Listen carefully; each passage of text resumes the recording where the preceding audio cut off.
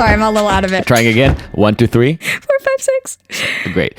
Hi, Vanessa. Hi, Adaam. Welcome to Uncertain Things, the podcast where we're learning to count. to how to make podcasts. Exactly. Today we have Matt Welch. He is editor-at-large at Reason Magazine. He was involved in jumpstarting a variety of outlets reported from around the world and just has had one hell of an interesting career as a truly independent-minded journalist. Mm-hmm. But wait, Adaam, you didn't mention that he's also a co-host of the Fifth Column. The Fifth Column podcast. I can smell the scotch just saying the name. Mm-hmm.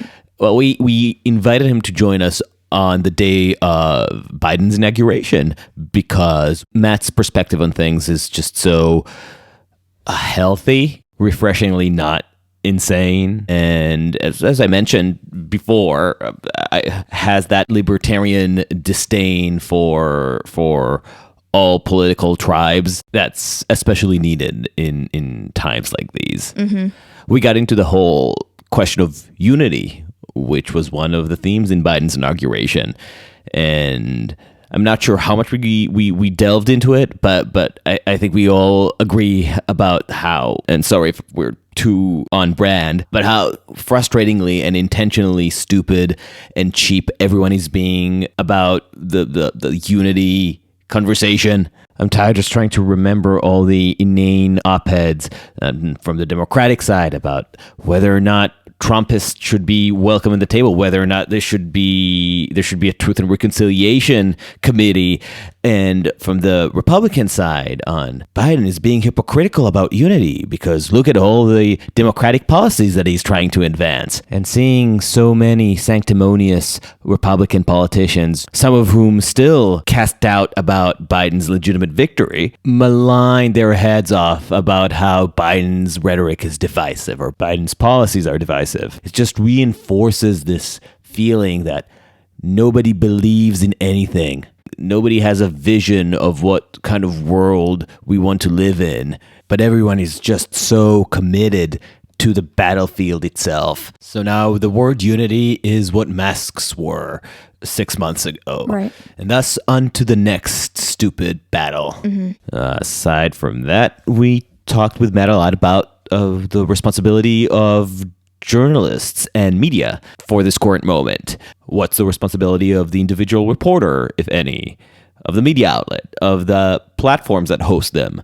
What's all of these people's responsibility towards mediating this madness? Right. And Matt puts a lot of weight on the role of the individual to take responsibility for what's happening around us. And we get into a bit of a debate around that, the role of the journalist versus the role of the consumer versus the role of the distributor. I don't necessarily agree on putting so much emphasis on the individual, but I do think that he made some really good points about why perestroika begins in the home. It's interesting. Yeah, you're much more keen than I am to point fingers at the platforms. I am really stuck in the middle, and because I'm very much anti-regulation. In our conversation with Robbie Suave a month ago, fellow Reason colleague of Matt's. Right. I was very much with him, despite not being a full-fledged economic libertarian, on his suspicion of this bipartisan push for regulating big tech. I've already mentioned my flippant aphorism about this issue. If there's an idea that's gaining bipartisan support, it's probably a bad one. And you can really feel this happening with big tech, with a lot of ideas being tossed around that will probably not get people the results they really want. And you really need only watch how Congress conducted the tech hearings in the past 2 years to know just how little you should trust these people with regulating that industry. But at the same time, also very uncomfortable with not taking stock of how much these technologies are changing and fucking up with the way we think about the world and interact with each other, because they obviously are. And this is really part of the emotional social conflagration that we are experiencing right now.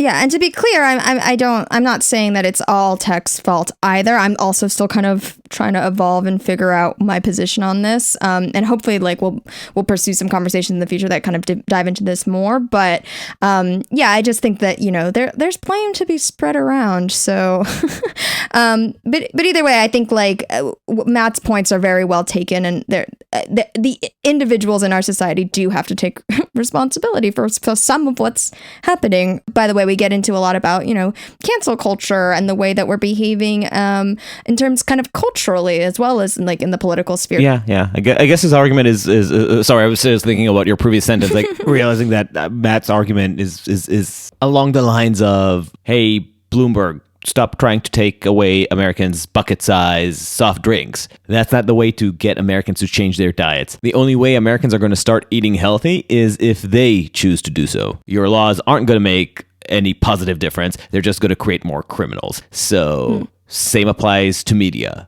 I guess. Is that a sufficient answer? Again, I have no idea. I am so tired and clueless. That's the uncertain things way, isn't it? Please, if you haven't already, subscribe, follow us wherever we are Uncertain Pod on social medias. And so media is already plural, sorry. Rate us on Apple. Give us them 5 stars. Yes, give us a 5-star review on Apple. Why not? Be kind. Be kind, give 5. Doesn't not rhyme. And with that pathetic attempt at a rhyme, we give you Matt Welch. Matt Welch, thank you so much for joining us. Awesome to be here on Inauguration Day. It's exciting. These have been horrible 2 months, politically speaking, for people who read the news. I couldn't think of a better person, or at least many, who could do a better job trying to help us make sanity out of what's going on. I'm flattered that you think that I would have any help at all for such a project, but do what we can. Catharsis also works. It's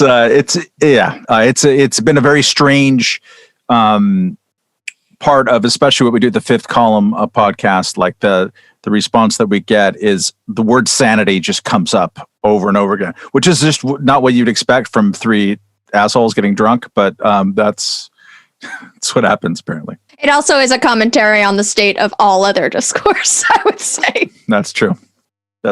So where are your thoughts on this crisp Inauguration Day?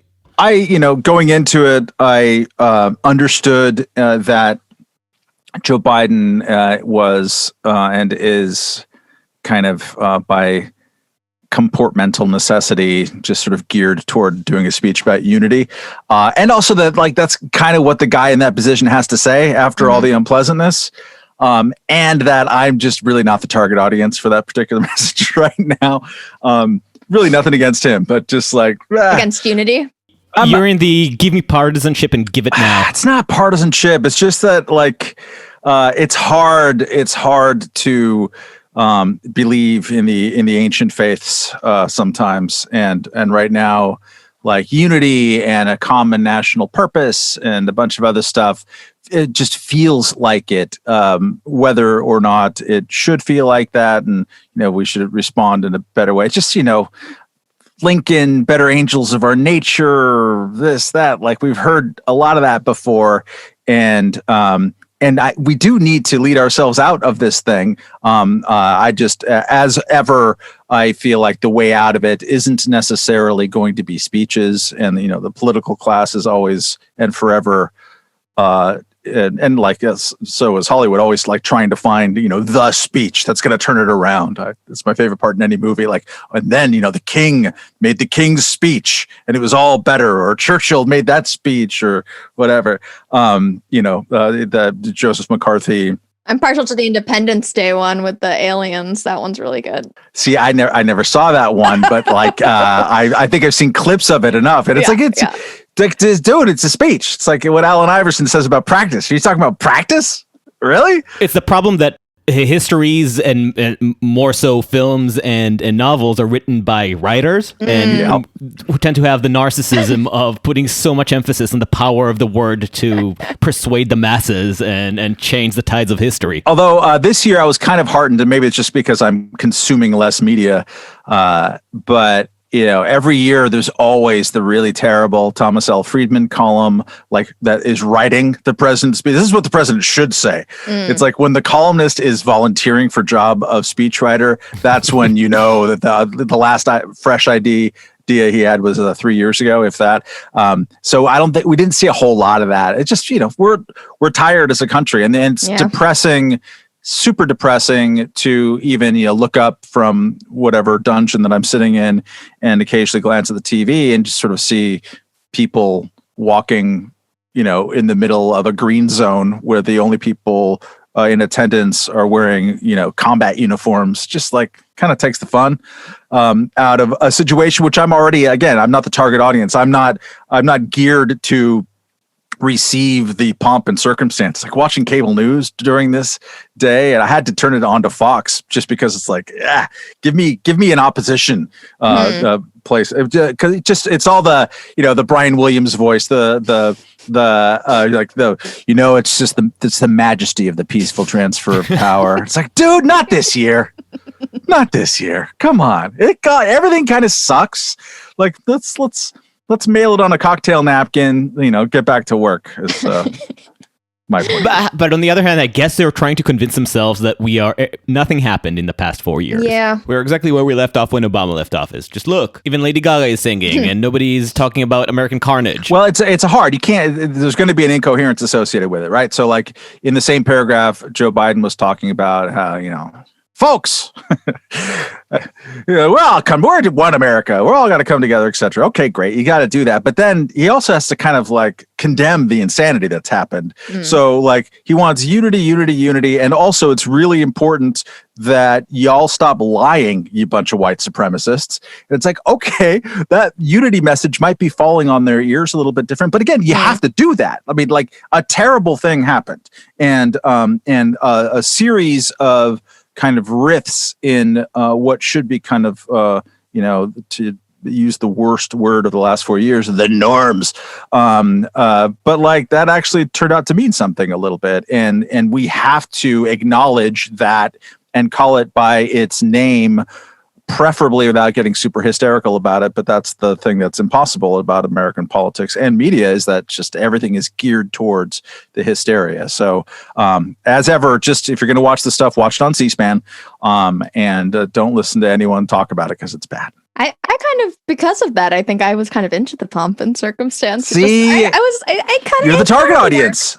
That's good. I don't watch TV, so that I'm only watching it because I'm with my partner at my partner's parents' place at the moment, and they watch TV. So like, I never would have turned this thing on. But yeah, there was something about it feeling like, oh man, America has like traditions and there's a history and like, and normally I wouldn't care so much, but there was something about it that felt kind of a little bit comforting despite the disunion of our current state. Was it the J.Lo medley? Is that what, did that do it? Because that's what got me. That's what touched you. Kind of, because I mean, This Land Is Your Land is a terrible commie song, but it's great. So I mean, you gotta take your hat off, but then just to medleyfy it, and I think at some point she even slipped in a lyric or a chorus from her own like back catalog. Like that's what I want to see. A little Spanish in the middle of it. Like make it weird. Do that. That makes me feel patriotic.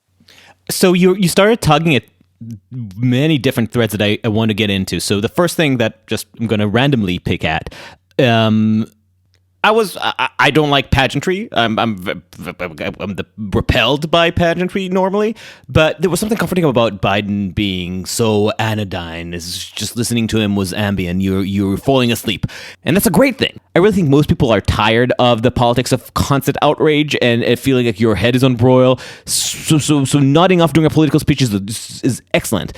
The danger is that it also creates apathy when you start taking those traditions for granted. And then you find underneath this pomp and circumstance that give Vanessa the feels, there is room for corruption to fester. And I'm talking about the everyday normal corruption of Washington that has always existed, but without Trump, nobody could give a shit. So I've had CNN on most of the day, which again, just I'm like you, Vanessa. Like I don't watch this stuff. I occasionally go on, less so in the COVID era, but I had it on today, and there is all just like, whereas the last 4 years have been people shaking their damn heads at just like, I can't believe this guy. That's basically been the text of every cable news segment for 5 years, really. Now it's like, I can't believe that we're talking about normal things. This administration is just going to care about facts. It's just such a relief. I mean, like, this is verbatim stuff that they're saying. It's like, dude, it's okay. I get it. We're all having a day, and there's a sense of relief. I feel it too. I'm glad that Trump is gone. I despised him as a president and as a human being. But like, it gets immediately into that corruption of, therefore this other stuff is going to be good or should be taken at face value. Today, on Twitter, and apologies for ever going on Twitter, but during Biden's speech, he made a lot of nods towards how it's important that, we denounce the lies that have gone on, which is true. We should denounce the lies, especially, but not only of the Stop the Steal garbage that way too many Republicans, even to this day, keep banging on about. And he's like, we need to be grounded in facts. And, I'll vow to you that I'm going to level with you. And so I had a tweet, like, just mashing those things up, and at the bottom saying, great, let's hold him to that, shall we? That's it. That's the tweet. People screaming at me, like, either screaming at me just because everyone's inflamed in general. It's either like, well, where were you during Trump? It's like, I don't know, man. Get a Google, and it's not hard to find. Or obviously, you're being soft on Biden now. It's like, no, what I'm trying to say that people are just so inflamed. But like, there is a sense, at least from some of the negative reaction, is like, give him a day, man. Why do you have to be a libertarian jerk? It's like, dude, it's not even about libertarianism. It's about journalismism. Like, we should be giving the people who hold power some scrutiny. And if they are, if they want to make an ethic out of telling the truth, and I want them to, like, one of my over my shoulder is Václav Havel, and on his first speech to January New Year's Day speech, which is a tradition in then Czechoslovakia and now Czech Republic. His first main speech, he said, I presume that you did not elect me president so that I too would lie to you. And that to me is one of the greater speeches around. Like, he had this whole concept of living in truth, or living within the truth, calling things by their proper names. It was part of his dissidence. It was part of his life, and it's had a profound effect on me. So don't get me wrong. If you say that you are holding truth to be a high value and ethic, great. Since you're a politician, you're probably lying about that to some degree, or delusional to some degree. But also, you're laying down a marker and reminding the rest of us that we should call you on it when you do. And one of the frustrations during the Obama presidency for me, because that was right around the time when the kind of the rise of fact checking became this institutional thing, is that for about half of the presidency, the fact checking apparatus, or whatever, how you pronounce that word, was still aimed at, like, Sarah Palin.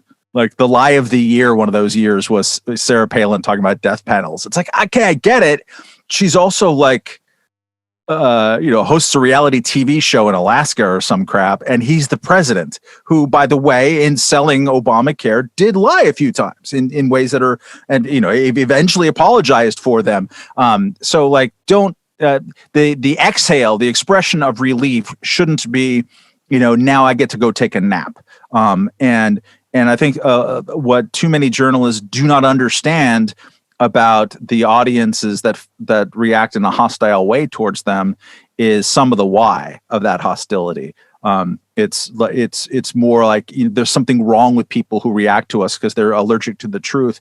Okay, that's one, might contain some truth in that unkind analysis, but it's also, if you're surrounded all the time by a certain tone and a tenor and a certain lack of consistency as applied to different sides of the debate, and you just are, like, to stop pretending that you're not.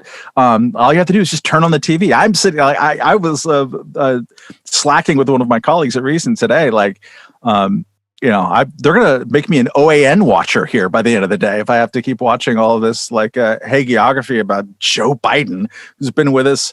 I get nothing wrong with the guy, but he's been with us for 50 years doing this stuff. Like, he's not some kind of new savior. But, I'm grateful to the Democratic Party that they elected a guy whose basic selling proposition is that we can all maybe take a nap, him first. I'm like, we kind of need that right now. It's really interesting, actually, what you're saying, because I think there's been a lot of conversation over the past year or so around this idea of truth and different truths. But I think that there hasn't been as much conversation, or if there has, I haven't been plugged into it, about this idea of tenor and what happens when you overwhelm people with a kind of tenor of conversation, and when people feel like they can't get into the conversation because of that environment that's created, or this like mist around it. And I feel like that's something that Adaam and I talk about a lot. And I think that Adaam's introduced me a lot, because I think he is a bit more plugged into these communities that feel like they are censored and can't speak out. And I don't know, I feel like that's that observation is actually, I think, quite important. And I'd be curious to maybe talk a little bit more about it, because I'm sure both you and Adaam have a lot to say about it. One way of though that I think about this, and I was a columnist about the media. I was a media columnist, in addition to being someone who's launched a lot of different media projects since the age of 22. So I've kind of have noticed the way that the journalism industry considers its own work for a long time, and traced those developments. And last summer, in the wake of the George Floyd protests and the BLM related protests and some of the rioting and looting that happened and the discussion thereof, and there was a whole a season of purging that happened at a lot of media institutions and cultural institutions, some of it quite hysterical, some of it maybe overdue reckonings of people who'd behaved badly for a long time. Around that time, Wesley Lowery, who used to write for the Washington Post and other places, who's a pretty interesting journalist, had a piece that I believe was in the New York Times that was kind of an attack on, and I think a little bit of a straw man of an attack on the notion of objectivity in journalism. And he was kind of calling for, taking off the gloves, essentially, and having a kind of new moral underpinning of journalism, making moral judgments with journalism as we're going. And I wrote a critique of that. He ended up coming on the Fifth Column podcast. We had a very interesting and productive conversation. But one of my criticisms of that way as an approach is that when you're going to spend your time at the end of that policing adjectives. You see a lot of journalists doing that already. It's like, they're always upset at the Associated Press or the New York Times because they didn't say that X wasn't just sort of bad or controversial, questionable, but you didn't say it was racist. Or, Trump says this, but you didn't call it a lie in the tweet. You have to call it a lie. This sort of moral clarity that they were looking for kind of gets you distracted in like maximum name calling against this side and in ways that are not evenly applied, and very obvious to those who are not part of those sides that it's not going to be evenly applied. And for me also in kind of a truth sense is that it's not going, chances are you're going to be led away from truth, even in the name of, hey, I'm going to take off, I'm going to get rid of both sidesism, which is a very bizarre term of insult term these days. And I'm going to find the one truth. There are plenty of philosophers out there who warn against the excesses of when you believe that there is just one truth that therefore doesn't need to have the same kind of scrutiny. And you're going to create an echo chamber. You're going to be, as we've seen in the last few weeks, in this sort of deplatforming urge that so many people have been calling forth, that if you just kind of expel people from the public square or whatever square that you're participating in, you're not going to hear other points of view. You're not going to hear the natural kind of drag on sort of normal claims. And that's actually, I think at this point, it's kind of by design. People want to create a world of like-minded morality that then is going to do journalism about how the people they've expelled are wrong or bad, and that's not a good recipe. I'm very worried about that. My recommendation, which no one likes, is that how about just doing your factual work better? And it's not to say that you shouldn't make moral judgments. I do it all the time. I've done it since I've been doing journalism 1986. And I've been trying to find the right words, including words that transgress normal kind of newspaperese or whatever, to get at a, more lacerating judgment. I think that's fine. But like, it's fine when you don't let that corrupt your evidence finding process in such a way that makes you blind or to the truth or leads you towards falsehood, which you then propagate. I think they'll be much more convincing just by getting stuff right, rather than, just asserting, oh, the cops let everybody in on Capitol Hill because they were racist or something. You heard a lot of things like that after the Capitol Hill riots. Do your job better instead of trying to deplatform people and call them deplorable, even though many of them might well be deplorable.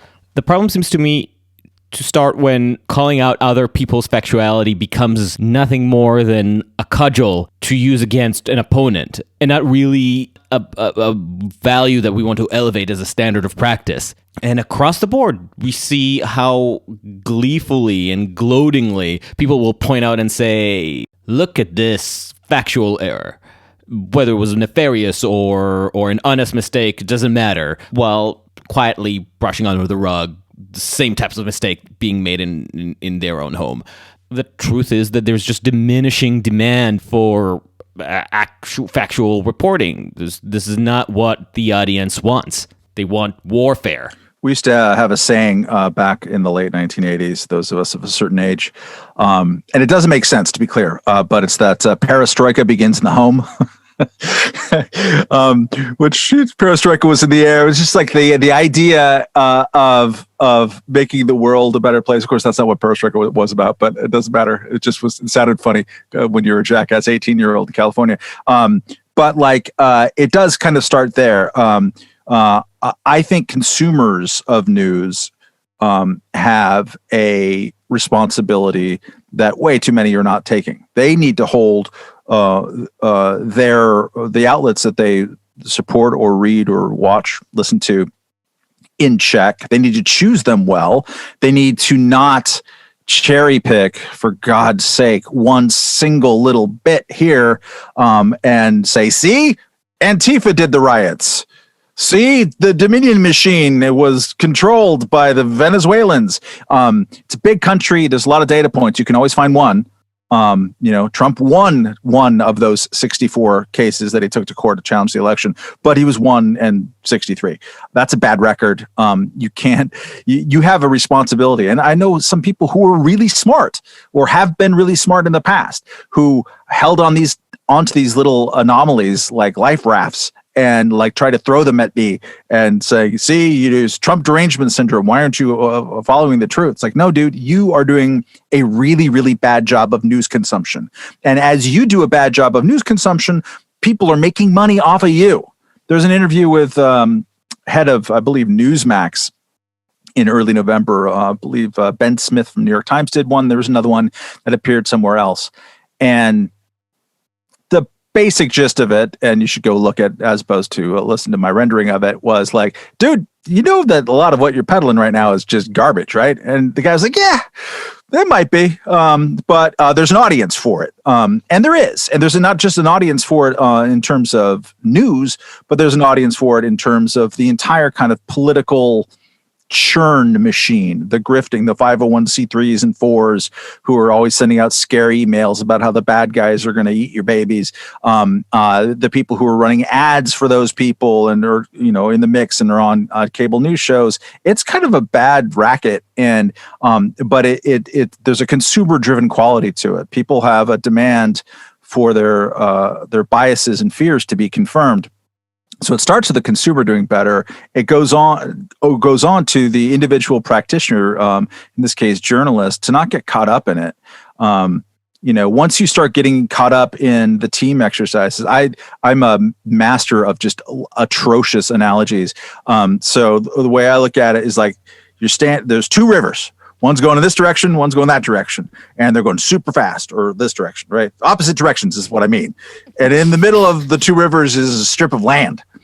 And you're standing on the strip of land, but the banks on both sides are eroding. They want to pull your feet in, and then you're just going to get caught up and swept away. And like it takes some doing to not get caught up. There's like a demand. People get real mad at you because you didn't, in a moment when they were all riled up, to get caught up in the same way. And sometimes it's not even like a question of the like technical content of your words or your work. It's that your emotional tenor wasn't strong enough. You didn't emote hard enough about this terrible thing that happened. So I just don't have time for you anymore. So like, I think journalistic practitioners, in the way that I have conceived of journalism, which is, probably becoming outnumbered over time, is to be instinctively allergic to all that stuff. You want to be able to keep your head about you. Hopefully you won't be late to outrages, things that are rightfully deserving of your scorn and your enthusiasms. But that, don't get caught into serving people's base needs. And that's just like the very bare beginning of doing better at all this stuff. But it's really hard. And you can definitely get rewarded in short-term bursts for doing cheap, cynical stuff out there. And you see it every day. And, I saw it on TV all day long. But this is just a problem. It's all just unreflective reactions, emotional reactions to predictable postures and stances and even styles that you're expecting to be served by your news suppliers. You're primed to either throw endless adulation at Trump's feet or to despise him. You're primed to either worship at the altar of social justice or to fiendishly, trollishly mock it. And we know that this is partly, at least, because of the distribution system being social media, prioritizing outrage and binary excitable reactions. And that without having the old guardrails of an institutionalized media. So this is my challenge. This seems to be the result of the libertarian paradise. We are at a place where we have vanquished most of our old gatekeepers, which is a wonderful thing for the free flow of information. But it appears that in the process, we've also vanquished all our old gatekeepers. So how can we even hope to establish any kind of standard for our profession that does not rely on the basest human emotions, the lowest common denominator, and the social Darwinism of Twitter? Mm-hmm. Yeah, it's definitely a paradox, and I think one of the ways of dealing with this is kind of a way like how does one deal if you have a Twitter account? How do you deal with a Twitter account? Everyone complains Twitter is awful. Well, yeah, it is. It can be awful, but also on a daily basis, if you see something that comes into your feed and you're like, I don't like the tone of that. I don't like the world that's coming from. You should be using the mute button, people. You should be unfollowing the people who are dumping garbage into your Twitter feed. I manicure the hell out of mine, and I'm never using the block button or anything like that. But I will notice over time who is dumping this kind of anti-intellectual, illiberal, super overheated and not very useful stuff. And I will. Or who are trolls, and I don't happen to appreciate trolling. Some people do, I don't. And I want trolls out of my time. I don't want to see trolling. And so I have curated, with a little bit of effort, my feed to be like that, because I still want to have use professionally and also for enjoyment on occasion, my Twitter feed. It takes work. That was Chloe Valdery's suggestion. Just mute people, but you're putting a lot of emphasis on individual responsibility. Correct. Like again, your perestroika starts at home, but the deck is just so heavily stacked against sanity. All you need is this tiny little emotional trigger that turns people into these crazy partisan rage hulks, and that's it. They're addicts now.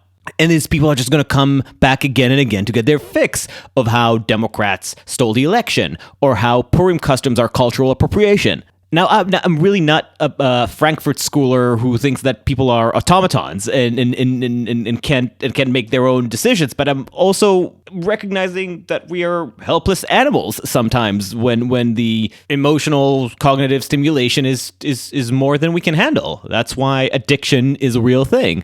So the question that I keep asking myself, and now I'm asking you, is in the absence of gatekeeping, how do you help people change their news consumption behavior into something more dispassionate and fact-based? I'm not making anyone change anything, man. Come on. No, I'm actually meeting people who I didn't know, including you, by using these wonderful tools and meeting viewpoints and getting to experiment in the creation of new media in ways that were unimaginable when I was a young critter, and that is wonderful. There's we used to say back in the 90s. I'm just gonna give you my old man phrases, but like back when technology was such that everyone could at least make their own band tape.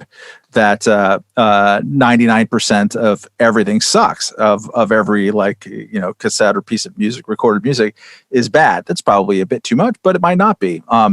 And that's fine. It always was. It's just there's more people who do it. And so you find through the kind of flatness and the democratization of it all, you have a shorter circuit to finding that quality out there. And, I might take some issue with even the sense that you use the word dispassionate. I wouldn't really use that word. What I would say is that I want better truth seeking, even if it has a hot-headedness, even if it has big adjectives and everything like that. I just want people to be better about approaching and disseminating truth, and that's also also conversing in a way that is truthful, not by the letter, but by the spirit. What I mean is, and this is something that I've always aimed to do in television when we started The Independents on Fox Business Channel with Camille Foster and Kennedy, with the Fifth Column. Reason has been doing this for a long time. Bill Maher is kind of the pioneer of this idea in the 1990s with his Politically Incorrect show, which is, what would it sound like if weird but smart people talked normally about politics, which is, admitting where you don't know what you're talking about and kind of speculating here, having fun, making fun of people, making inopportune jokes. That to me, there's an honesty in that is much preferable and connects with people in a much more visceral and useful, galvanizing way than the kind of ritualized, I'm a Democratic consultant, and I'm going to tell you that I think that what Joe Biden did today was terrible or great or whatever. There's something dishonest about the professionalized ritual of media that could be cut through with a less factually perfect but more honest approach towards media. And these new technology tools help us discover this. What is the podcast world that we live in now, if not, the last loophole? Did you all see the Associated Press headline from 4 days ago saying, specialist warned that extremists have found a free speech loophole? Podcasts. Loophole! Yes. It makes me want to start a new podcast called Loophole. But the rise of the podcast world, which I'm super late in getting to, certainly as a listener, but even as a participant, started doing it in 2016 after my wife bugging me for 10 years to jump in. What's a podcast? But that's part of that world. People appreciate that kind of approach and sense of honesty about it, and that includes hey, I want you to be listening and interacting with me, even though you totally love Trump and I totally don't. That's fine. Why should that be an impediment to anything? And we're always dealing with listeners like this, and it's a great community that has arisen out of that. So I think that you can build an audience for this kind of stuff, and you can even curate your feeds and attract like-minded people through just sort of being disciplined about how you interact with and provide information to people. It's a little bit utopian sounding or pie in the sky. I'm from California. I'm a hippie. This is what happens. Techno-hippie. But a techno-hippie who just doesn't understand tech at all, by the way. But yeah, it's a Techno-hippie troglodyte. It's a problem, it's a challenge, and it's eternal. And it sure beats for me what I remember in my lifetime, which is, there was a time I used to be a typesetter. There was a time when we needed typesetters. Holy crap! And now we just really, really don't. And that has, for the most part, been a boon and created more interesting conversations. It just doesn't absolve us of our responsibility as consumers to demand better and more interesting information, reward the people who are doing that, and then also be better citizens ourselves. The theory of democracy in media has always been to create the better citizen. I'm less interested in that as a conscious project, but that's how we're able to endure all this, awful, messy freedom. I take your point about dispassion. You're right. It's the wrong word. I would love for people to connect more with their anger. I thrive on hatred myself. It's a wonderful thing. Where it gets creepy is when you see those passions completely untethering people from reality. I can't tell you how many people whom until days ago I still greatly admired wrote last night on their Facebook, "Just wait. He's not going to be confirmed. Just wait. God. The feds are coming. Trust the plan." So my perspective is I'm seeing objectively brilliant people losing their fucking minds, and I feel totally helpless. Sorry, Adaam. I sorry to step on your frazzledom. Go ahead. I'm doomed for today. No, I really want to ask Matt about this. I mean, so I will admit that it is refreshing to hear someone who's pro tech, because I've just been submerged in anti-tech rhetoric for the last few years. And so it is nice to remember that, hey, tech has good qualities and it's really a positive, has positives too. So I'm not saying that I'm not happy to hear it, but I'm also a little puzzled because we've gone through this kind of the many layers of the issues at hand upon the consumer of the news, upon the producer of the news.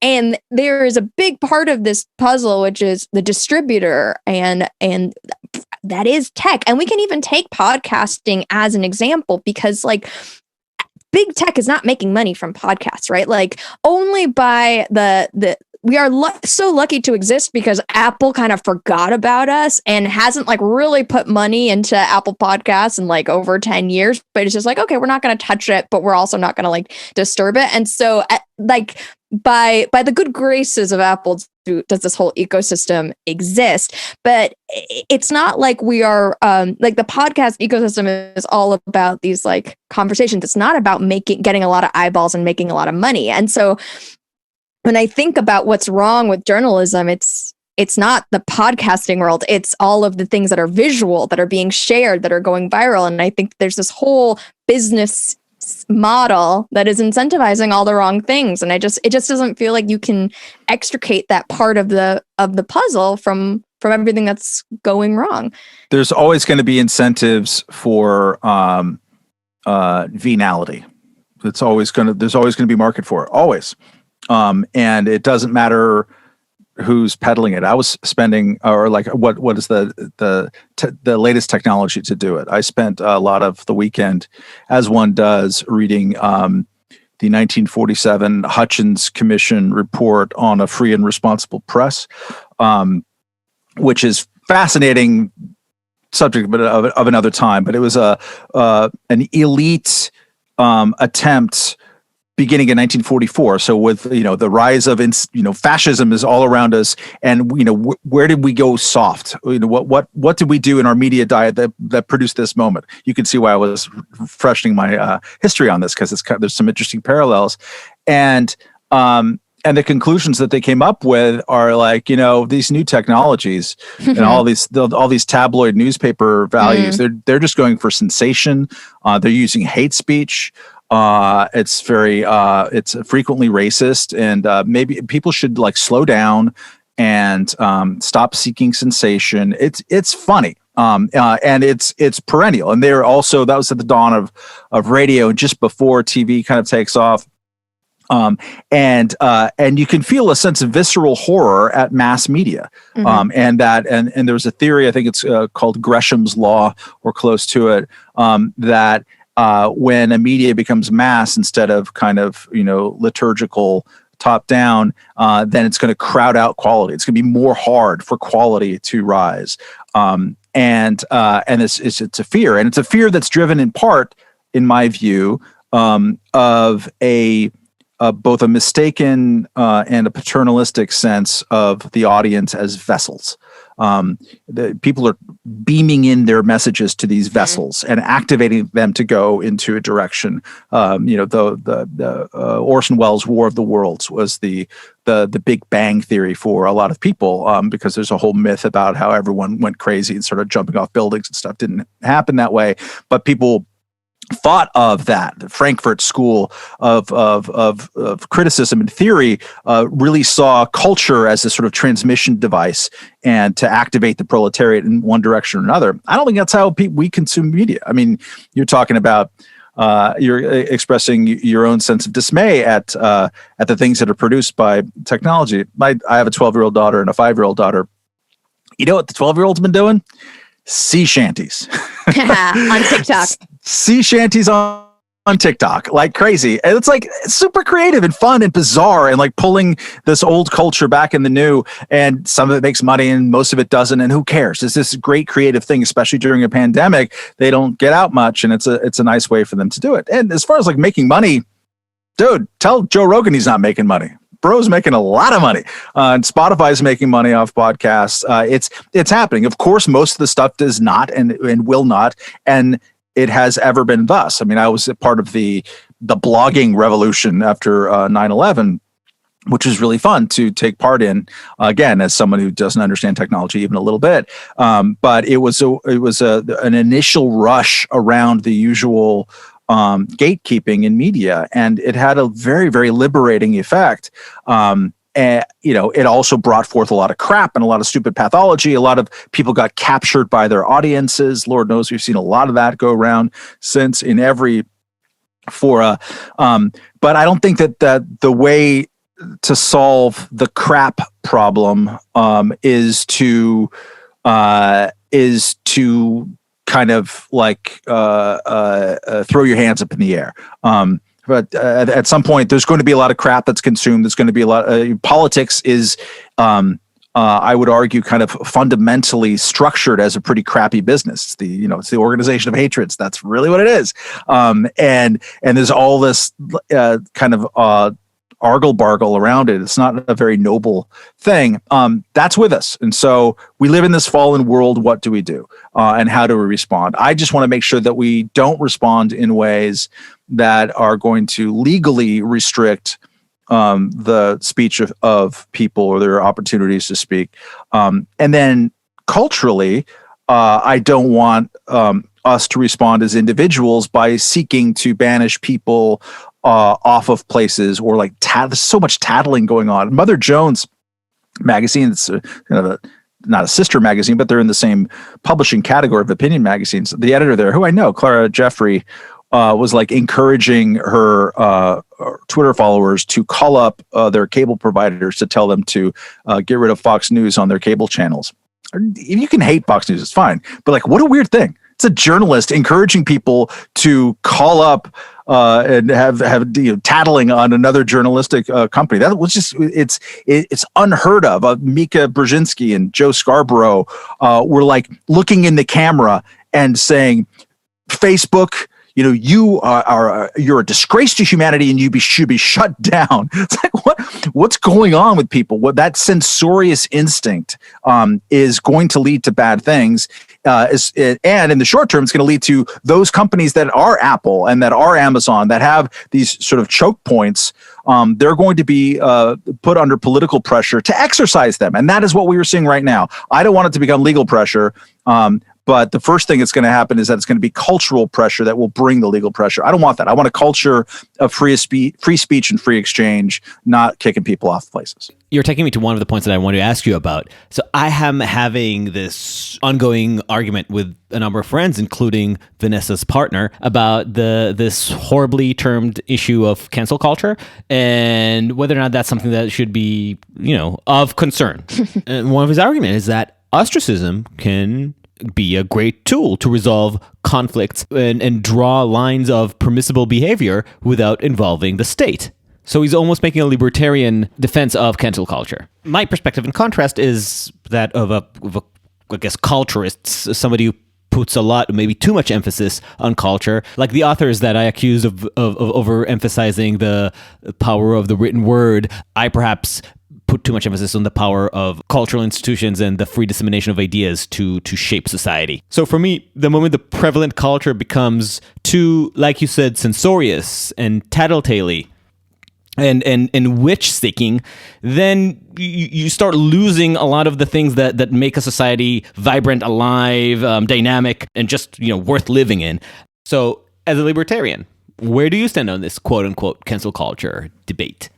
I try not to use the phrase for reasons that you kind of alluded to there.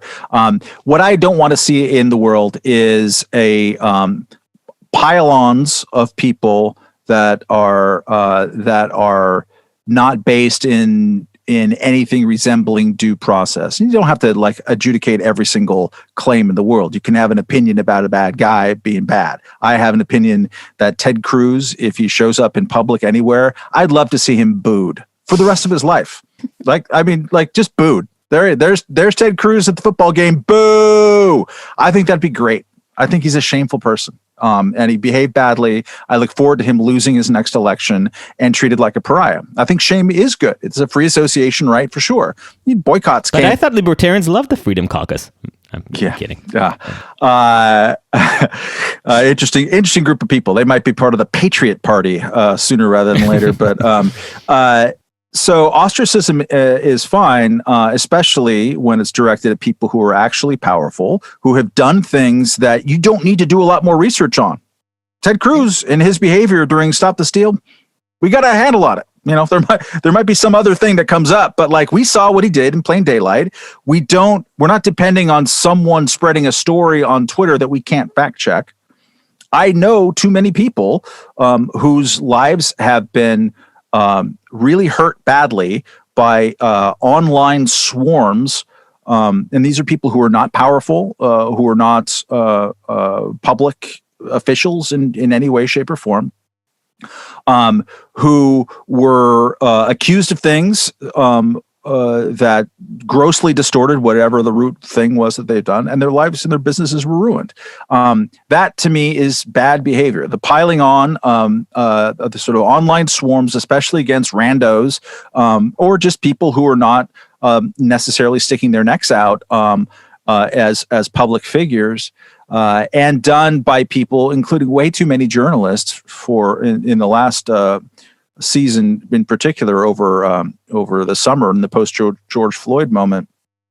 You should back up your accusations as a journalist. You shouldn't be egging people on. You shouldn't be egging your followers on to go be mean to people and to drag people. On a few occasions in which I've had disagreements, or the Fifth Column podcast has had disagreements with people, we always, first of all, try not to talk about it much in public because it's boring. But to the extent that we do, we're like, hey, look, anyone who likes us, do not be a jerk to this person at all. Just that in my name, don't do that. It's no good. There's people who tattle on people's bosses for things that they do that have nothing to do with their work, but could be construed badly. That's the type of behavior that I don't want to see. Is there a culture associated with it? Yes, there is a culture. I mean, and it's one of kind of who came up with a really good phrase. It's like outrage spelunking, but it's better than that. But it's basically, dumpster diving for the worst possible interpretation of someone at a possible worst moment, elevating that as their defining characteristic, spreading that around, and then either trying explicitly to get them fired or defrocked in such a way. That's all disgraceful behavior. And part of my shame culture is to shame people who do that in ways in which it's provably false what they're saying. Like they are the ones making up a lie about a person, and not being generous. And to say that's not with us is like you're not paying attention, nor are you taking into consideration the chilling effects that it has on free speech of normal people, people who aren't public figures. I've been a public figure, in a small and insignificant way since 1986. I'm used to speaking in public.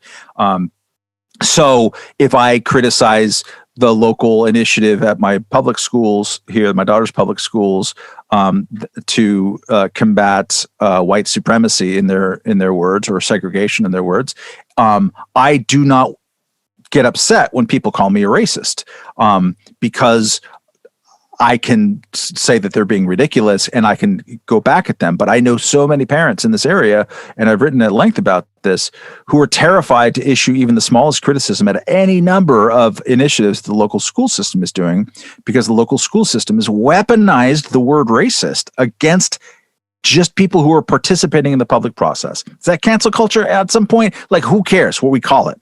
But it's a thing that happens where people are being tarred with the most possible toxic deal killers of characterizations about what they do. And if they are not made of at least some Teflon or used to that process, they'll just, instead of like getting anywhere near a public conversation, they'll say, you know what, I'm just going to sit on my hands and not talk. That's bad. I want those people to participate in the system. So I will go into those places and without being a jerk, I will say what I believe without fear of myself doing it, because it pisses me off so much, the intimidation of what they're trying to do to other people. I just quickly want to argue that we do need a name for it, just one that hasn't been made icky by Trump. And the reason is that we're dealing with something very, I think, specific to our current situation. I mean, canceling itself obviously isn't new. Humans always had the desire to find their pitchforky moments. It's a natural inclination, but it's just easier to do now. The ease with which you can chase people out of polite society and shame them and bring opprobrium upon them is new. The opportunities for doing it are so many, the barriers are non-existent, and the cost is so low that why shouldn't people chase that rush of smoking out heretics? And I might be wrong, but I'm guessing that most people who partake in this don't really think that they're purging society of evil, or genuinely think that they're on the path to build a utopian society, whether Trumpian or social justice-y or whatever flavor. And I think most people do it because they're bored, because there's nothing to do, especially now during the pandemic. And by chasing people out, you suddenly feel like you're doing something. You're connected to something bigger than you. For the first time in your pathetic, miserable life, you feel like you're making a difference. It's just so fun, and it's so easy. There's I think, a correct observation about, what the pandemic has done to communication in all of us. In that, all these Zoom calls, all these sort of, we're not in the same room conversations. For many of us, that was like all we had for a few months there. The spring in New York was, I'm sure my brain, as a defensive mechanism, is going to just blank it out at some point if it hasn't already. It was so bad. I mean, we were cut off from the world. My kids didn't see their friends for 3 months. Didn't see kids. I mean, I remember the first play date my 5-year-old had with a friend of hers, and it was just like these grasping baby gorillas, like trying to figure out how to walk again. It was heartbreaking, absolutely heartbreaking. So I think adults have that version too. If it's really hard to pick out the worst thing about a person and to hold it up like a scalp or something, wave it around in public to applause when they're sitting across from you at the dinner table. It's kind of hard to do that. The being with a human is a mediating experience. You have to like temper things, unless you're just like some kind of Irish hothead from Boston, or whatever. But like you have to like calm it down and figure out how to live and work in the world.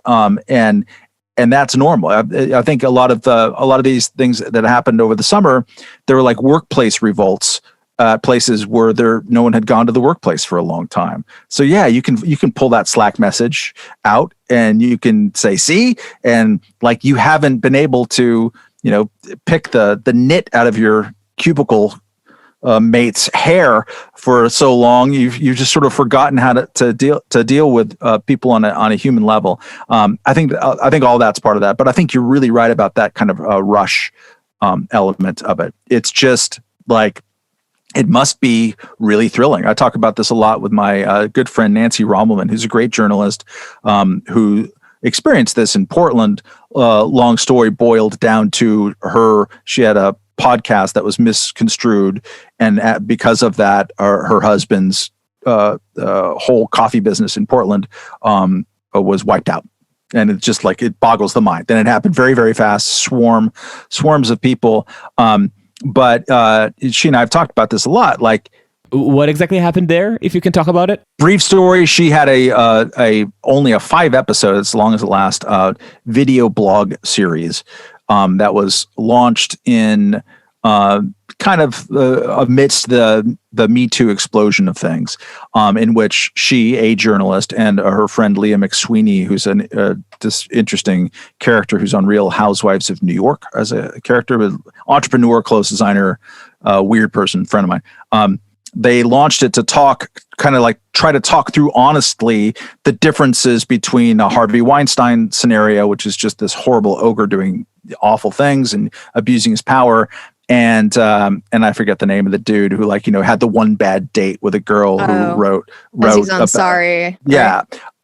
So they were like sort of trying to say, hey, look, let's dial down the hysteria and talk in ways that also give women their own, or whoever, their own sense of kind of ownership and their own agency about their decisions to rape apologists. Yes, rape apologists.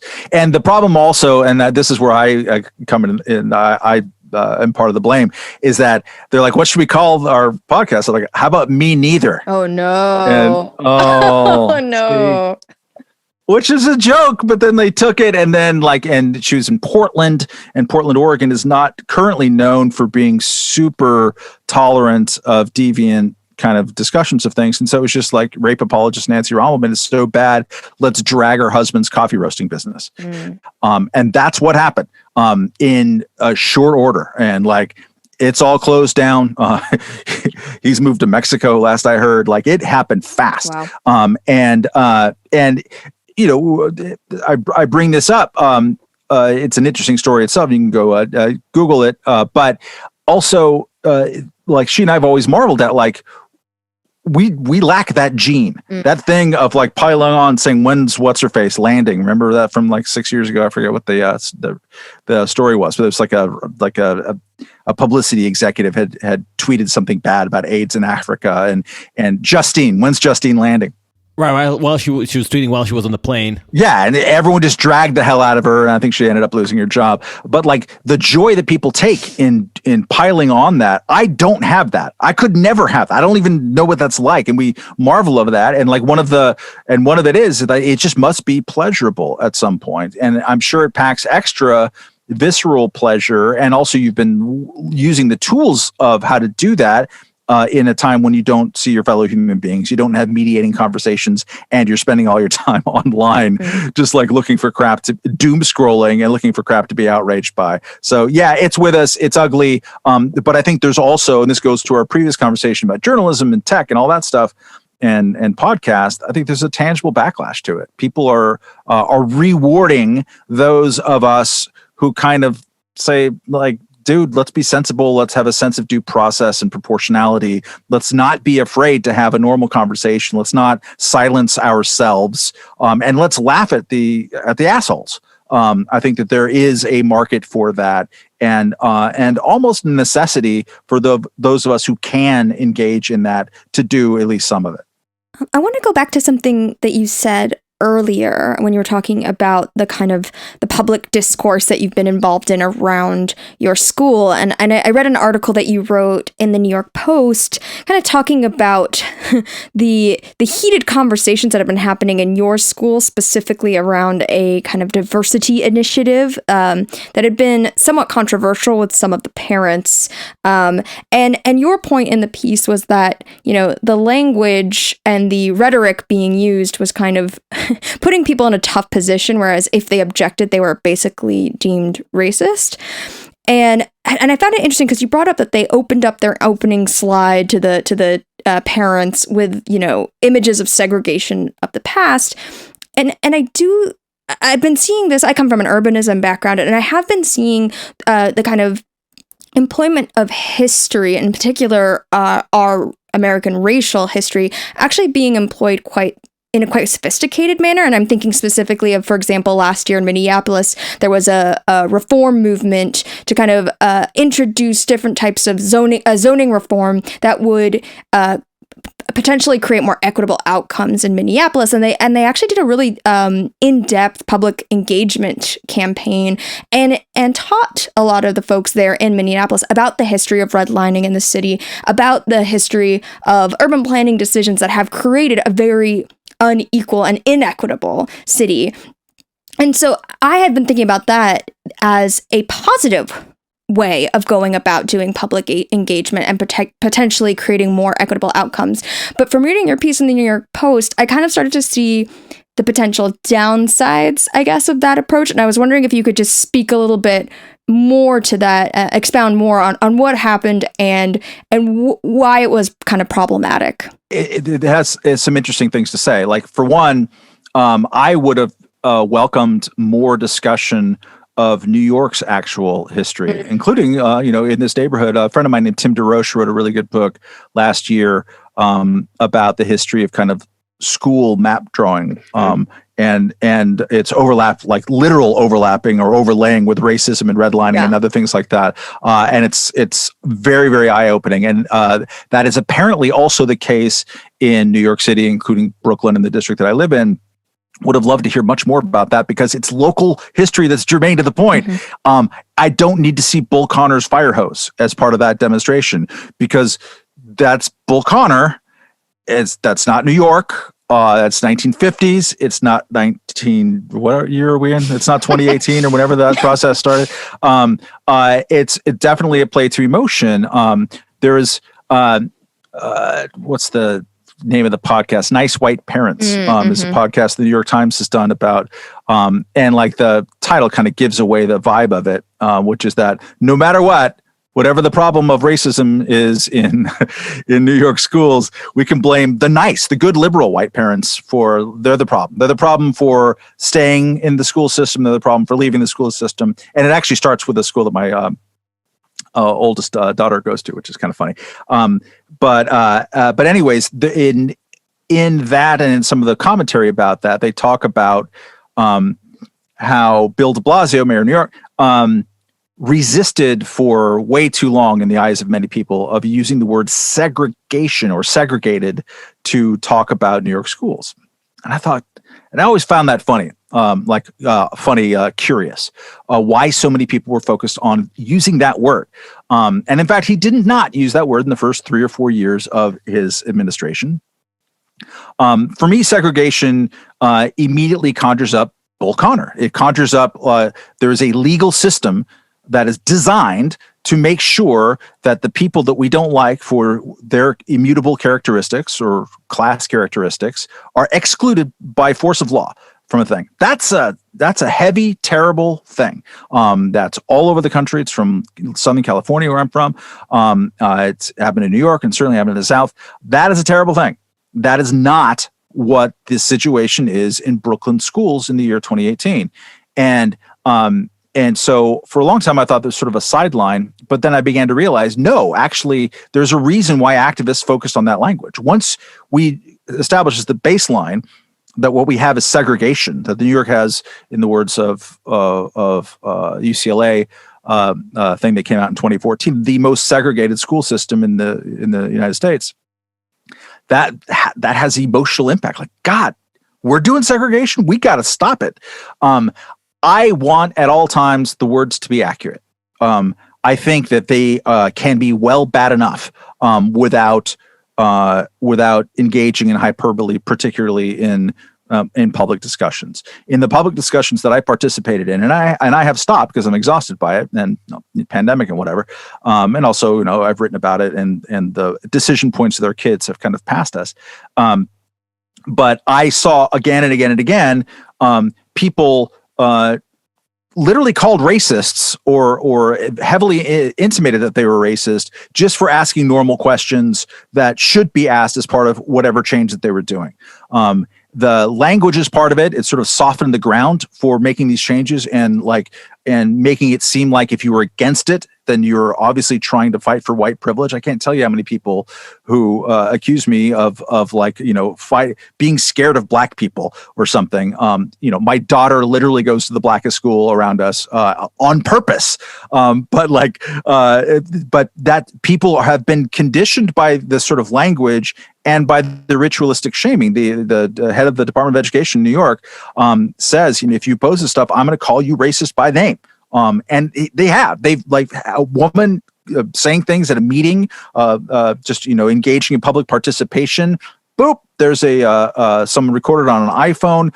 The chancellor puts it up, calls her a racist, and is she ever going to go to a meeting again? And what she said wasn't racist, by the way, too. And I saw this again and again and again. It's crazy. Do you remember what she said? I don't. I do remember a guy who was accused of by a shakingly angered community education board guy, the guy who's a Swedish or Scandinavian parent of some sort, who prefaced his comment with, "I totally support this new equity desegregation plan that you're doing. It's going to be great. I should mention," he says, "that my daughter didn't get any of the 9 schools that she picked as part of your solution to this problem. And she got sent to a faraway school, which is going to be a pain in our ass. But hey, we support this. But my question for you," he says to them, "is what are you going to tell other parents who, when they get these results, aren't happy and think about leaving?" This is a totally important question to ask if you were changing the admissions system, which is an admittedly crazy admissions system in New York, in such a way that you are going to make and alienate parents and the students of where they wanted to go to school. Right? That actually came up long after this meeting. It turns out that for the first time in a decade, the percentage of people the admissions went down. People left the system because they didn't get their choices. So he asked that question, and person there shaking. It's like, you're sitting here, you're asking me, what am I going to do about white flight? I can't even believe that question. And the guy's like, no.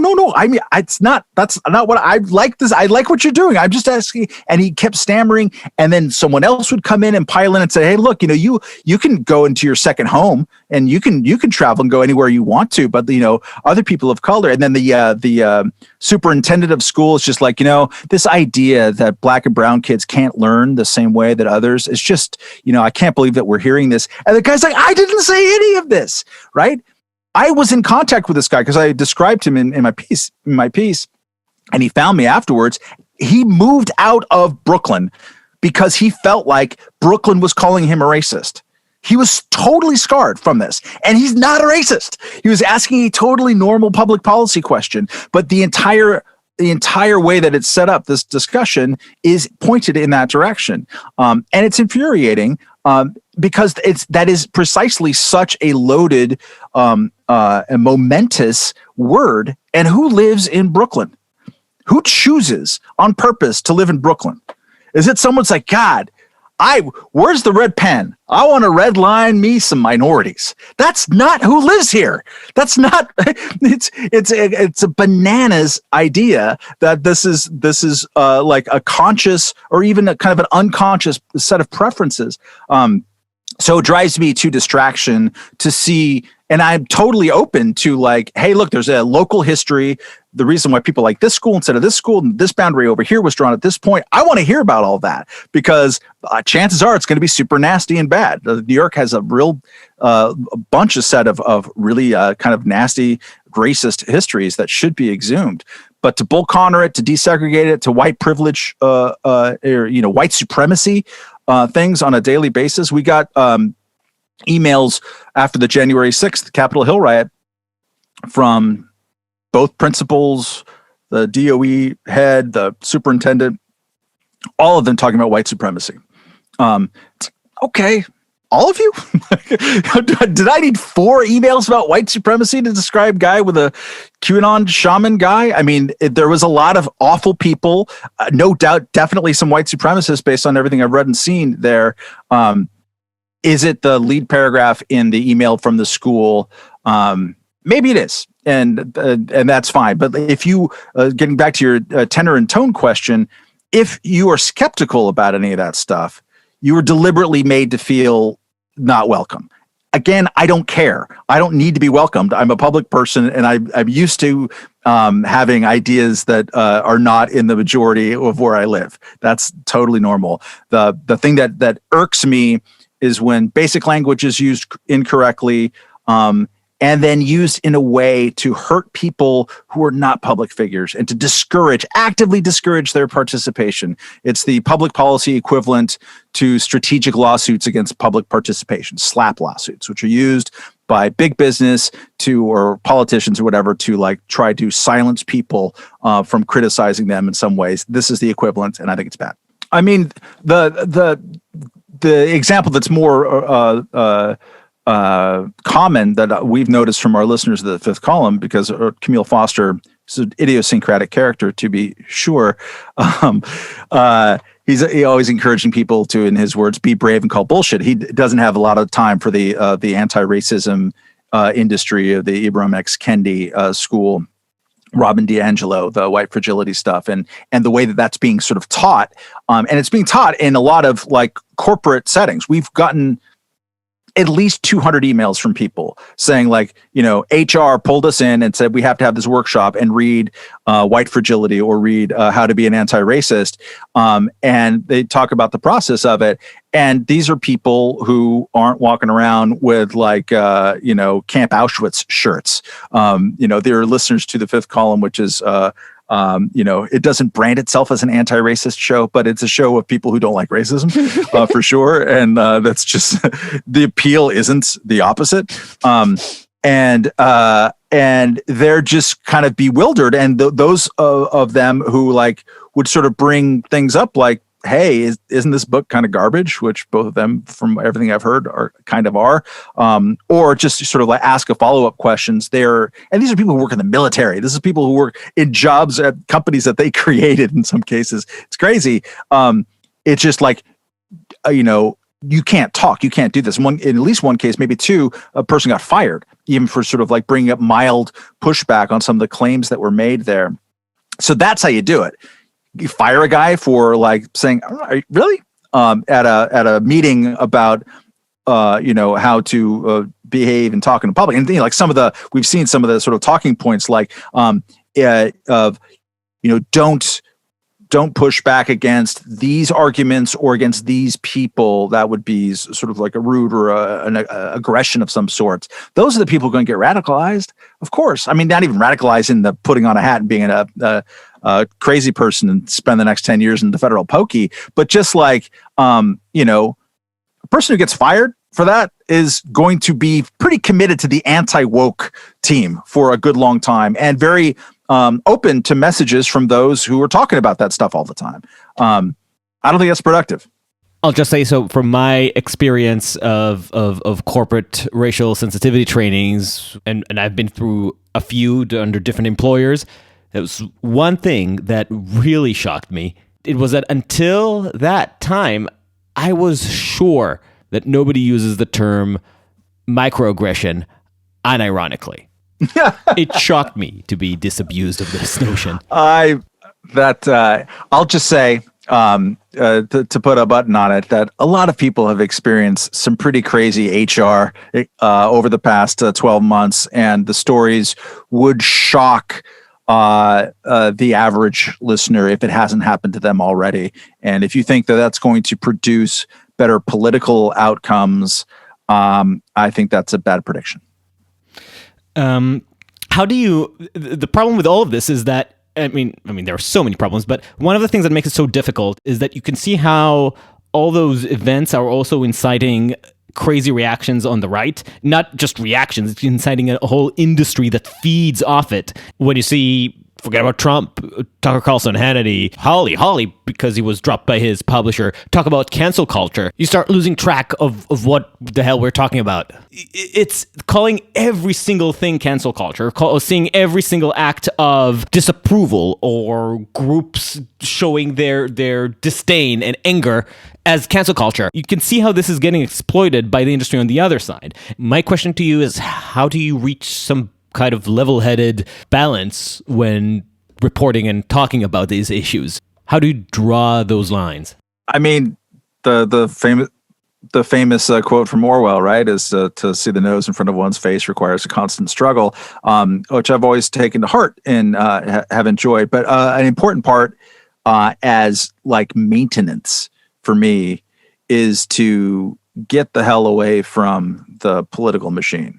Get off of the Twitter, get off of work, spend weekends, unless I want to work, but like weekending and hanging out with human beings. The extent to which that we mistake Twitter or whatever our social media is of choice with the real world is astonishing. And like to put it in a political context, the only Democratic candidate who seemed to understand that was Joe Biden. Right? Everyone was running to be the queen or king of the Twitter sensibility. That ain't the Democratic Party sensibility, son. You're not going to win elections by competing for the woke trophy. That's just like, that still seems crazy to a lot of people. I take a lot of heart in the kind of basic common sense of a lot of this stuff. Like, we would like to believe, because we are ourselves too much in consuming journalism and reaction and all this kind of stuff, that there are those two parallel rivers again, going in opposite directions and having completely different ideas about, let's say, the protests over the summer. Not really. Most people are like, I understand the protest. That cop killing was bad. I mean, it's a universal. The killing of George Floyd was awful. Nobody defends it. That was bad. There's too much use of force in policing in this country. Most people agree with that. There's a legacy of racism that affects that. Most people agree with that. The demonstrations are justified. Most people agree with that too, and understandable. They might have some, questions about the hypocrisy about sort of social distancing and masks, but let's put that aside for a moment. And most people think that looting is bad too. It's not hard. That's a totally normal thing to think. Like, I get it why they're protesting. That killing was bad. They should be able to protest. And also don't just like bash in windows and burn stuff.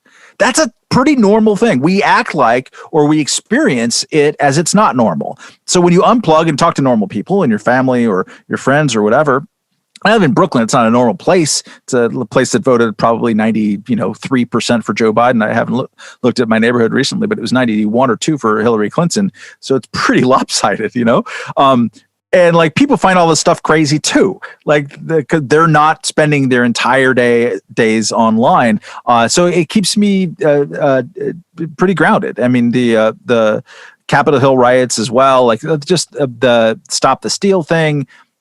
So much of the things that we argue about and have these fraught public things about just like are self-evidently crazy to people. Like, it's for most people, like if you're forced to go through an HR, or struggle sessions with Robin DiAngelo and Ibrahim Kendi, it's like, that's odd. That's a weird way to spend your time. Like, most people have that reaction in private amongst themselves. So one way to keep your head is to unplug it and to engage in conversation and realize that there's still some common sense out there. And, and also to be fine when you're outnumbered, just like or if you don't have a team, it's great. More and more I find myself, especially in the wake of an emotional election and inauguration and stuff, people are always like, they want, in an accusatory way, they want you to profess what team you're on, or to show some sense that that you're on the right side of X issue. And more I'm like, I'm not here to help you with that. You can find out what you want on me. I'm totally public, but I'm not here to reassure you that I'm on the right team. In fact, in many ways, I'm probably not. And good luck trying to figure that out. I mean, having that backbone, like the confidence plus the being surrounded with people that you can actually engage in that way, is really the problem. But that's a bigger sociological problem. That's the David French argument of what's driving us apart. But putting that aside, I know we were coming against the your out time, so I'm just going to throw two questions. You can deal with them, allocate your time whatever way you want. Quick summary of the Trump era. I just read a Kevin Williamson article that summarized it as beautifully as was it a Death of a Salesman presented by Lenny Riefenstahl, which I thought was. I can't top Kevin Williamson's one-liners. It is ever thus. So if you prefer, here's a different question. Heading into a Biden administration, what do you see as the glaring, potentially dangerous blind sides on the left and the right? I wrote a piece in 2016 in October of that year about how both major parties had totally given up on even kind of half-hearted rhetorical concern over the size of government and the size of spending, and especially the size of debts and deficits in the run-up to the baby boomers retiring and all these promises coming due. So imagine if I was concerned about that in 2016, seeing what that's like now. Trump behaved exactly as I thought he would, and then the pandemic came, and now we have Biden, and there's really just no coalition left, or even any kind of sizable block left talking about any of that. That's going to bite us in the rear end. I feel strongly. I know that that a lot of people feel strongly in the other direction, and I hope to be proven. I hope they're right and I'm wrong.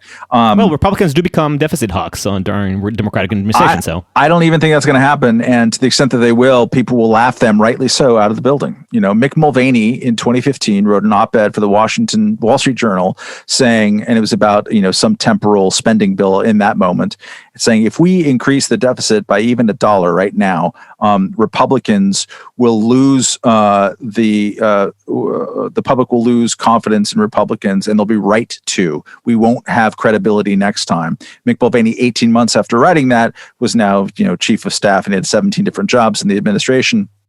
And he's saying, there's not really any appetite for reducing the deficit, so we're just going to be, spending a lot of money now. Like, okay, people, they're going to be laughed out of the building. There's a handful of people who have any kind of consistent through line on that. Your Rand Pauls and Mike Lees, and really not many others in the Senate. And I think some of the new Trumpy populists are actually going to be conscious about not caring about that, and they'll vote with Democrats to expand the size of government. So I think that's a huge problem. It's mostly bipartisan. It's going to be goosed by both the pandemic and all this kind of pent up desire by Democrats, who feel like they got cheated out of being able to spend as much as they wanted to during the Obama years, or to have as big enough stimulus. And I think that will be very bad. It'll constrain growth. It will lead to an even more Washington-focused life, president-focused politics, and we're just going to be spending more on debt service than on the military, and we're going to start taking haircuts, mandatory benefit cuts in these old age promises sooner rather than later, like during this administration, maybe even on some of it. That's going to be bad to live through, and it's going to make the politics even more crabby. So I don't like that. The right is in disarray. It's in delusional disarray.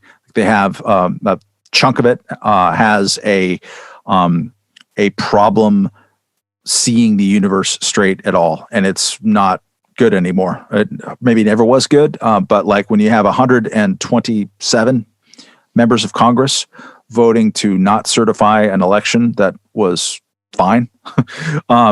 And doing that even after the place is ransacked by insane people who they whipped up and told lies to, we got a problem on our hands. It's a very, very serious problem. And until that problem is resolved in some ways, it kind of doesn't matter what they think about or talk about. That's just like, that's an information rot, and also a moral rot. The Trump presidency really exposed how shallow the morality was of a lot of people, and that includes a lot of people in media as well, right-wing media. It's really, really awful, and I hope that they are haunted by what they see looking out at them in the mirror. And I hope they've had a real bad 2 weeks, because they should have had a really bad 2 weeks and going forward. So, I think Trump will be, I think maybe you said bull in a china shop earlier. Maybe you didn't. Maybe I'm making that up. But that's sledgehammer. I've always seen him as again, a terrible metaphor, but as an elephant man in a beauty contest. So you bring him there just to show that what you think is a beauty contest is actually super ugly. And this, all the stuff that you thought was all fancy and all your peaceful transfers of power and all your pomp and circumstance was garbage, and to produce bad outcomes and bad people, which there's an argument for that. Produced the Iraq War, among many catastrophes. And so you bring this kind of agent there. So there's an unleashing of populism, or a leaning into the populism that we've seen in around the globe the last 10, 15 years. I never really thought America would be part of that. I'm still fundamentally traumatized by 2015, by the fact that Republicans would choose that guy after what he says and the way that he comported himself. And that says the European style of nationalism. Yeah. My wife is French. I'm familiar with this breed. And when even the French can figure out a way to make sure that the National Front doesn't get into office, that's troubling. And it says to me, that's a long cycle. That's not 4 years. It's probably more like 20. We still haven't seen, full Bernieism hasn't been tried, and it's going to be this tantalizing thing just out of reach. I think that at some point that's going to burst through, and that style of populism will be tried on a national level. And I don't think that'll be good for the country. So I'm unusually, for my own temperament, I'm pessimistic about that style of American politics for a while. Great note to end on. Matt, thank you so much. Thank you very much. And sorry to ramble on, but it's nice to have a conversation. That was great. Thank you. It's great. Sorry for being in a disoriented day myself. It's Inauguration. It's 2021. We're not gonna clean it up until the fall. Fingers crossed. Thank you for listening to Uncertain Things. Follow us on uncertain.substack.com and wherever you get your podcasts. Please spread the word to your friends and enemies. We are Uncertain Pod on the social media and are always happy to get into arguments there. Hope to see you soon. Stay sane.